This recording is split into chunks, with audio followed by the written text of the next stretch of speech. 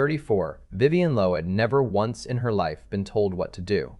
She had run the Northeast Division of Calderon Capital since she was 29. She had restructured 3 failing portfolios, fired a CFO twice her age in front of his entire team, and made it to the cover of Bloomberg Markets 2 years running. She did not flinch. She did not hesitate. And she absolutely did not take orders from anyone. Not from her board, not from her investors, and certainly not from a 78-year-old man who still used a rotary phone on his desk as a statement of character.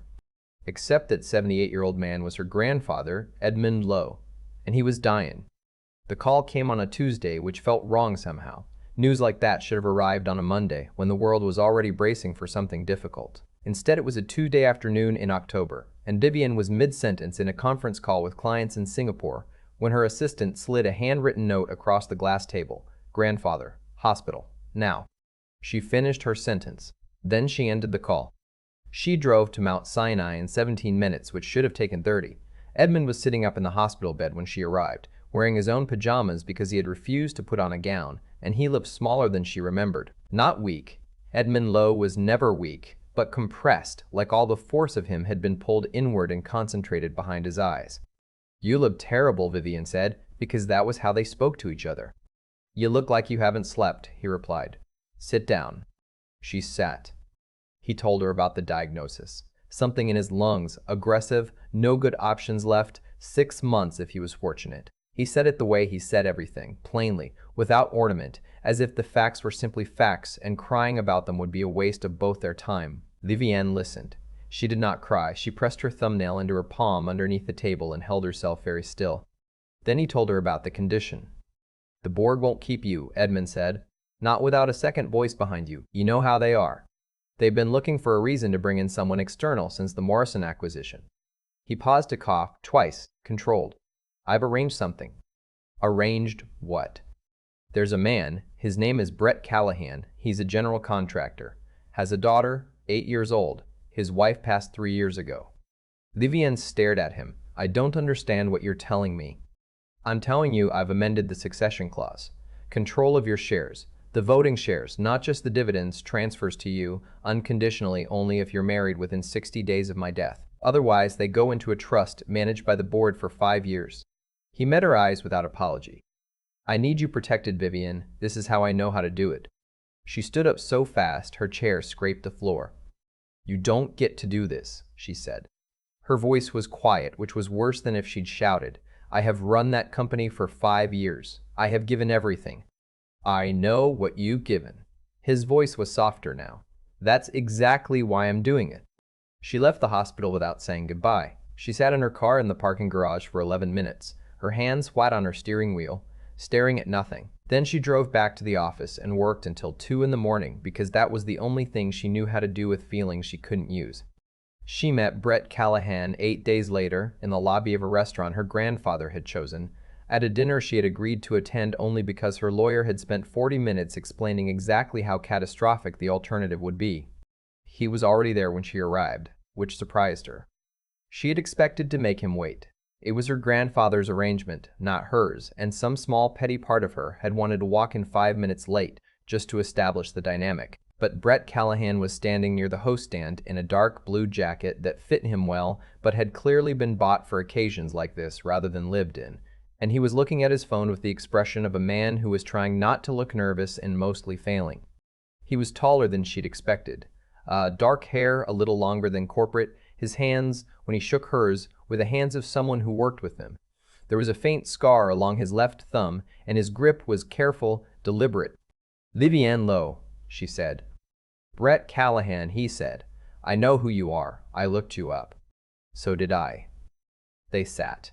The dinner was objectively painful. Vivienne asked him pointed questions and he answered them without deflecting, which she hadn't expected. She had prepared for defensiveness, for a man who would perform humility while quietly resenting the power differential. Instead, Brett Callahan ate his food, answered her questions directly, and at one point gently corrected a factual error she made about residential construction load-bearing standards, which he did so quietly and without any apparent satisfaction that she almost didn't notice he'd done it. She noticed. "Why are you doing this?" she asked, somewhere between the entree and whatever came after. "You don't need this. You have a business. A daughter." He was quiet for a moment. Rosa is 8, he said. She's a good kid. She deserves stability, and I haven't given her a lot of that lately. He turned his water glass in his hand. Your grandfather approached me. He was specific about what he was offering, and about what kind of man he was looking for. He paused. I think he just wanted someone who wouldn't be afraid of you. Vivienne looked at him. That's either very perceptive or very stupid, she said. I've been told it's usually both, Brett said. She didn't smile, but something in her chest shifted, very slightly, in a way she didn't have language for yet. They were married 6 weeks later, at a courthouse, with her lawyer and his contractor's license as the only witnesses. Vivienne wore a gray dress she already owned. Brett wore the same dark blue jacket. They signed the paperwork. They shook hands with the officiant. And then they stood on the courthouse steps in the November cold and looked at each other with the mutual wariness of two people who had just agreed to share a home and had absolutely no idea how. I've arranged a guest suite, Vivienne said. For you and Rosa, the apartment has a second floor. You won't be in my way. Okay, Brett said. I work early and I work late. I don't cook. I have a cleaning service that comes Tuesdays and Fridays. Rosa's school starts at 8:15. I drop her off. I'm usually on site by 9. I'm back by 5:30. He paused. She has a thing about cereal. She arranges it in the bowl by color before she eats it, just so you're not alarmed. Vivienne had no response to this. She had not thought about cereal. She had not thought about a child's morning rituals, about what it would mean to have a small person in her apartment who arranged things by color. Fine, she said. Fine, he said. The car ride home was silent. Not uncomfortable exactly. Just the silence of two strangers sitting at the edge of something they hadn't quite understood when they agreed to it. Rosa Callahan did not care that Vivienne was the CFO of a Fortune 500 company. She did not care about the Bloomberg cover, or the restructured portfolios, or the fact that Vivienne had once reduced a senior partner to tears in a budget meeting. Rosa cared about approximately 4 things. Her cereal arrangement, a stuffed elephant named Captain, the correct way to fold a paper airplane, and whether Vivienne's apartment had a good echo. It does, Rosa reported, standing in the marble entryway on the first morning. She shouted a single vowel into the high ceiling and listened to it return. Yeah, good echo. She looked at Vivienne with the calm authority of a small scientist confirming a hypothesis. We had a bad echo in our old apartment. Everything just got eaten. Vivienne had been about to leave for work. She stood in the entryway in her coat, briefcase in hand, and looked down at the small person who had just assessed her apartment's acoustic quality with complete seriousness. I've lived here 4 years, Vivienne said. I never thought about the echo. Rosa considered this. That's okay. Some things you don't notice until someone else shows you. She went to find Captain. Vivienne stood in the entryway for another 3 seconds, then left for the office. She thought about that on the subway. Some things you don't notice until someone else shows you. It was a strange thing for an 8-year-old to say. The first month was friction without fire. Vivienne and Brett existed in careful parallel, she in her home office from 6 to 8 in the morning, he in the kitchen making Rosa's lunches, with the focus of someone performing a technical task. They negotiated the coffee maker, the thermostat, the television remote, and the particular bathroom schedule that allowed 3 people to get out of the apartment by 8:30 without collision. Brett cleaned up after himself without being asked. He did not leave things on her counters or tracks on her floors. He kept Rosa reasonably quiet in the evenings, and he never once walked into her office without knocking. He was, infuriatingly, very easy to live with. She tried not to notice things about him. She tried not to notice the way he read to Rosa every night before bed, not performing it, just reading, his voice low, and even in the hallway outside the guest suite. She tried not to notice that he always made enough coffee for 2 people, even though she'd never mentioned she drank it. She tried not to notice that when she came home at 10:30 on a Wednesday, looking like 3 hours of bad decisions, he simply put a plate of food in the microwave and set it on the counter without saying anything, and then went back to his work. You don't have to do that, she said. I know, Brett said. He didn't look up from the blueprints spread across the kitchen table. She ate the food. She didn't thank him. She didn't have a reason she could name for why she didn't. Except that thanking him felt like admitting something she wasn't ready to admit. Edmund died on a Thursday in January, 6 weeks after the wedding. He went quietly, which those who knew him would have said was unlike him, but Vivienne thought it was exactly like him. Edmund had always been loudest when he was fighting, and at the end there was nothing left to fight. She got the call at 4 in the morning. She sat on the edge of her bed in the dark and held the phone against her sternum for a long time after the call ended. She didn't hear Brett's door open. She didn't hear him come down the hall.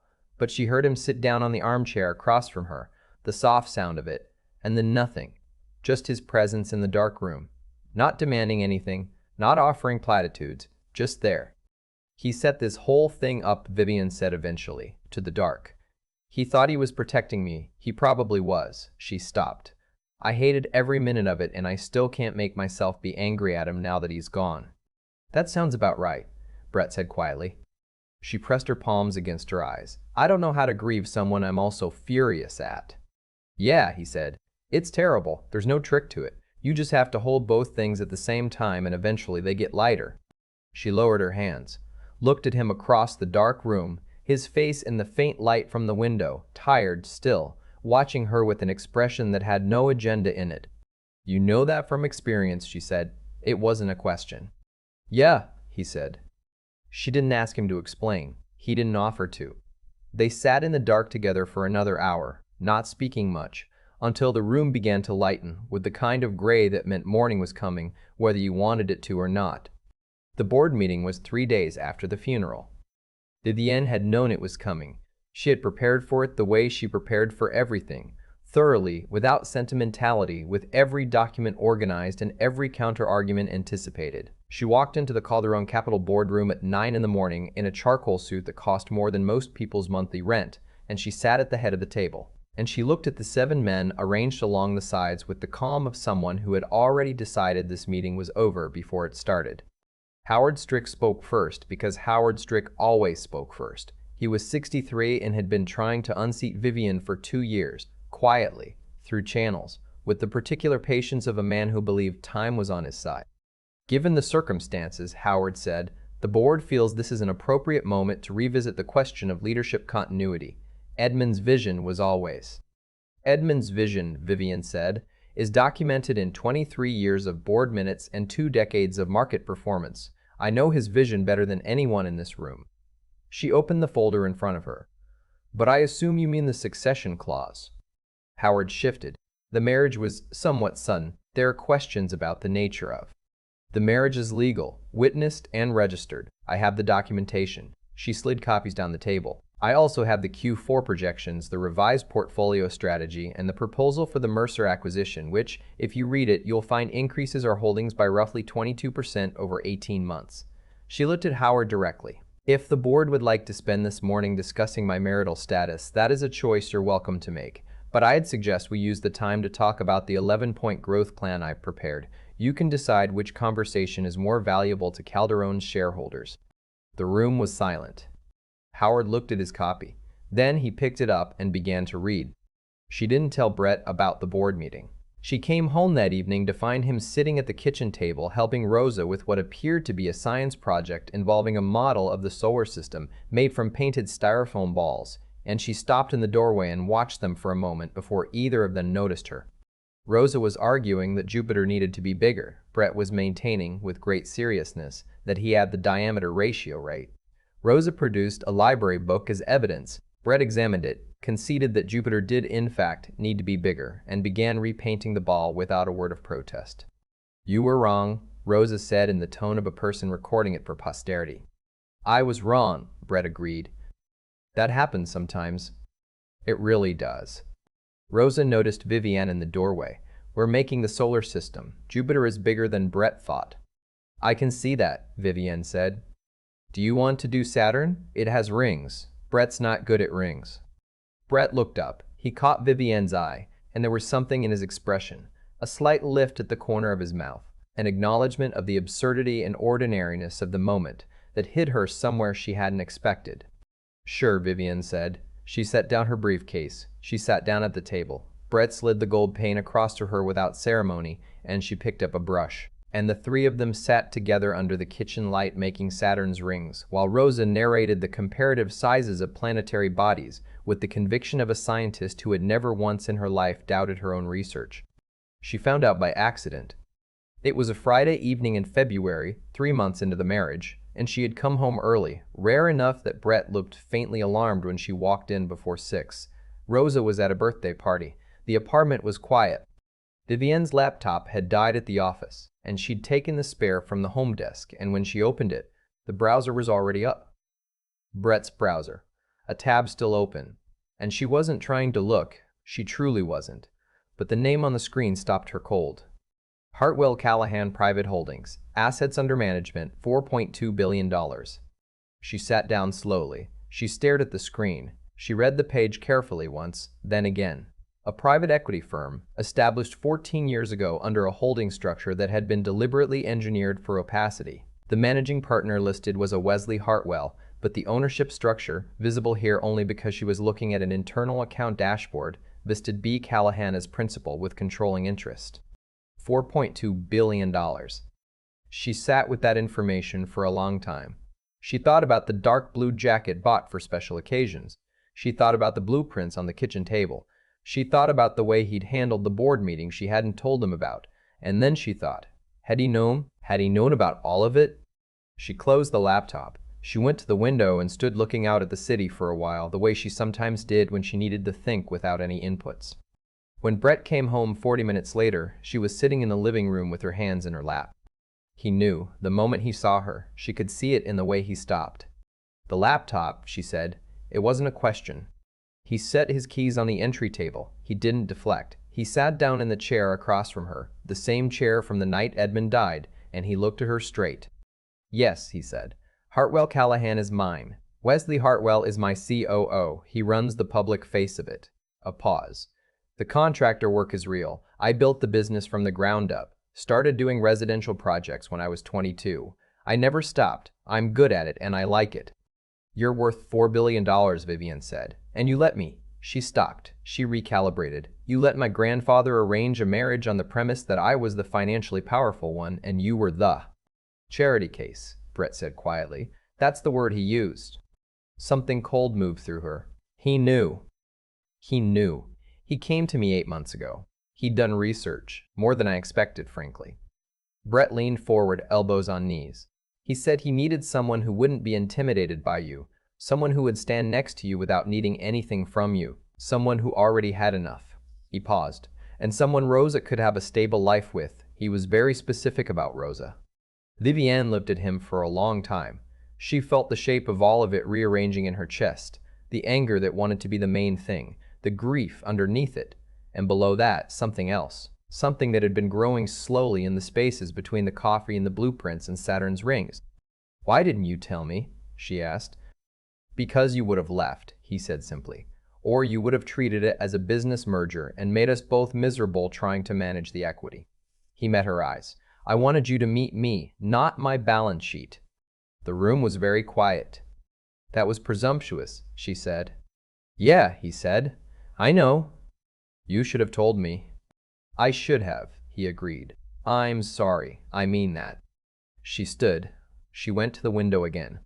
Outside, the city moved the way it always moved, indifferent, constant, all those lives running parallel to each other without knowledge of what was happening in the ones next door. I'm angry, she said to the glass. I know. I need you to give me room to be angry. As much room as you need. She turned. He was still sitting in the chair, watching her with that expression she'd catalogued over these months. No agenda, no performance, just a man who had decided she was worth the wait. This doesn't fix itself in one conversation, she said. I know that too. It took 6 weeks. 6 weeks of careful, uncomfortable honesty. Conversations after Rosa was in bed, some of them quiet and some of them not. Some of them circling the same territory until they finally moved through it. Brett answered every question she asked. He didn't minimize what he'd done, and he didn't over-apologize for it. He gave her the full accounting of Hartwell Callahan, its structure, its history, the decision to keep it private, the reason he'd continued working contracting even after he no longer needed to, because he'd found, he said, that who he was without money was the person he actually liked being, and he was afraid of losing that. She understood that more than she'd expected to. Rosa, unbothered by all of it, continued to arrange her cereal and insisted that Vivienne come to her school's science fair, and presented their solar system project with such aggressive confidence that she placed second and was briefly furious about it until Brett pointed out that first place had gone to a kid who built an actual functioning circuit board, at which point Rosa decided that was acceptable. Vivienne sat next to Brett in the folding chairs of an elementary school gymnasium, holding a juice box Rosa had pressed into her hand, watching Rosa argue her case to the judges with her father's particular brand of quiet intensity, and she thought, Edmund, you impossible man. And then, with something that surprised her with its warmth, thank you. The board meeting in April was different from the one in January. Vivienne walked in with the Mercer acquisition fully executed, a 14% portfolio increase to report, and a revised leadership structure that she'd developed over 3 months with quiet input from a financial strategy partner she'd declined to name publicly. A partner whose understanding of equity structures and market positioning was, as her attorney had noted with barely concealed astonishment, frankly extraordinary. Howard Strick did not speak first this time. Marcus Webb, who was 71 and had been on the board since before Vivienne's time, spoke first. He said the Q1 numbers were the strongest he'd seen in 6 years. He said he wanted to understand the strategy behind the Mercer move because it was the kind of counterintuitive play that looked reckless until it didn't. He said he thought they were finally building something. Vivienne answered his questions. She laid out the next 18 months. She did not look at the door. But she knew that downstairs, in the lobby, Brett was sitting in one of those stiff corporate lobby chairs, with a takeout coffee, and probably blueprints for whatever project he was currently overseeing, waiting for her with no expectation of acknowledgement. Because that was who he was. A man who showed up without needing credit for it. She finished the board meeting. She took the elevator down. He was exactly where she'd expected him to be, blueprints and all. How'd it go? He asked. Fine, she said. Then Webb called the Mercer acquisition counterintuitive. High praise from Webb, Brett said. He folded up the blueprints. You knew that because you know who he is. I pay attention, he said. You pay attention to everything, she said. It's exhausting. You do the same thing, he pointed out. She stopped walking. He stopped next to her. They were standing in the middle of the corporate lobby of Calderon Capital, and it was a Thursday afternoon in April, and outside the glass doors the city was doing what the city always did. And she looked at this man she had married for completely wrong reasons that had somehow become entirely right ones, and she said, I'd like to take Rosa to the park on Saturday, if she wants. Brett looked at her. Something in his face shifted, not dramatically, not with any of the theater she'd been raised in, just a quiet, certain kind of opening. She'll want, he said. Good, Vivienne said. She walked toward the doors. He walked next to her. The distance between them, for the first time since a courthouse in November, felt like a choice rather than a condition, something they were both in, together, because they had decided to be. The city opened up in front of them, loud and unhurried and full of the ordinary kind of life that turned out she was learning to be the most extraordinary thing available. I keep thinking about the cereal. Rosa arranging it by color in the bowl every morning, completely unbothered by the fact that the woman standing 3 feet away had just run a $1 billion earnings call before breakfast. She didn't care about any of that. She just cared that the red pieces were on one side and the yellow pieces were on the other, and that the echo in the entryway was good, and that Saturn had rings that Brett couldn't paint correctly. There's something in that I'm still trying to name.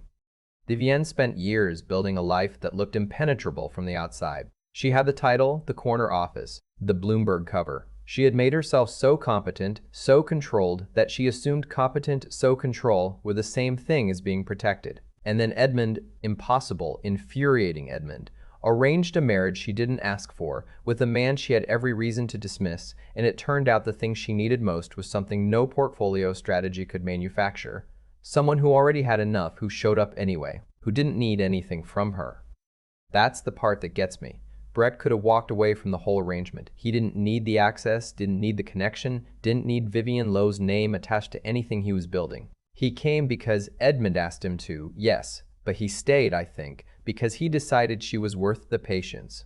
That's a kind of integrity that doesn't announce itself. It just shows up, makes enough coffee for 2 people, and waits. What I've learned from watching people like Vivienne is that real intelligence, the kind that actually serves you, isn't just about reading markets or outmaneuvering a boardroom. It's about being willing to be wrong. Vivienne was wrong about Brett in almost every direction, and the moment she could have dug in and defended her assumptions, she didn't. She sat with the discomfort. She let the anger be what it was, without letting it make her decisions.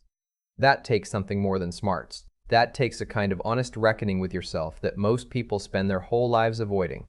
And Brett, what he did, Keeping that secret, building that particular kind of trust slowly, with blueprints on the kitchen table and paint for Saturn's rings, required its own discipline. It required him to hold back the thing that would have made him look powerful in order to be seen as something more lasting. That's not easy. That's the long game, played by someone who understood that the short version of the story. Rich man reveals himself. Woman is impressed. Wasn't worth having. The cause and the effect of this whole story run in a straight line, I think. Edmund acted out of love, and the love was imperfect and presumptuous, and also exactly right. Brett acted with patience, and the patience cost him something real. Vivienne acted with courage, not the dramatic kind, but the daily kind, the kind that lets you sit in the dark with someone without asking them to fix it. What came back to all three of them was proportional. Not magic, not luck, just the quiet arithmetic of what you put in, meeting what you actually need. Rosa probably already knew that. She just couldn't have put it into words. Some things you don't notice until someone else shows you.